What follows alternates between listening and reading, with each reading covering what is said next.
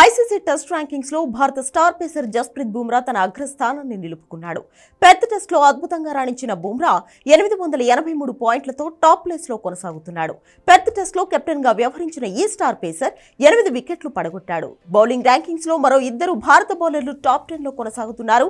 రవిచంద్రన్ అశ్విన్ 4వ స్థానంలో నిలవగా రవీంద్ర జడేజా ఒక స్థానం ఎగబాకి 6వ ర్యాంకులో ఉన్నాడు. టెస్ట్ బౌలర్లు ఆల్రౌండర్ల జాబితాలో మార్కో యాన్సన్ దూసుకెళ్లాడు. బౌలర్ల జాబితాలో 19 స్థానాలు ఎగబాకి 9వ ర్యాంకులో నిలిస్తే ఆల్రౌండర్ల జాబితాలో 10 స్థానాలు ఎగబాకి 2వ స్థానానికి చేరుకున్నాడు. ఆల్రౌండర్ ర్యాంకింగ్స్ లో అశ్విన్ 2వ స్థానం నుంచి 3వ స్థానానికి దిగజారాడు.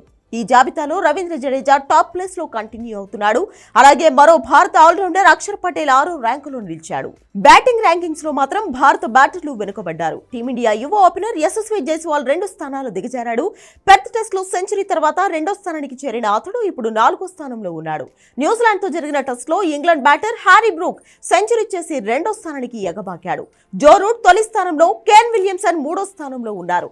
Team India star batter Virat Kohli కూడా ఒక స్థానం దిగజారి 14వ స్థానానికి పడిపోయారు. పెర్త్ టెస్ట్ లో కోహ్లీ సెంచరీ చేసినప్పటికీ ర్యాంకింగ్స్ లో మాత్రం దిగజారాడు. కాగా ఈ సిరీస్ లో కోహ్లీ తన ఫామ్ కొనసాగిస్తే మళ్లీ టాప్ 10 లోకి వచ్చేసే అవకాశం ఉంది. ఇక వికెట్ కీపర్ రిషబ్ పంత్ 6వ స్థానంలోనే ఉన్నాడు. శుభ్మన్ గిల్ 18, రోహిత్ శర్మ 26వ స్థానంలో ఉన్నారు.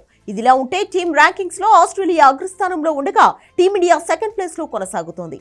ఇక సౌత్ ఆఫ్రికా, ఇంగ్లాండ్, న్యూజిలాండ్ తర్వాతి స్థానాల్లో నిలిచాయి.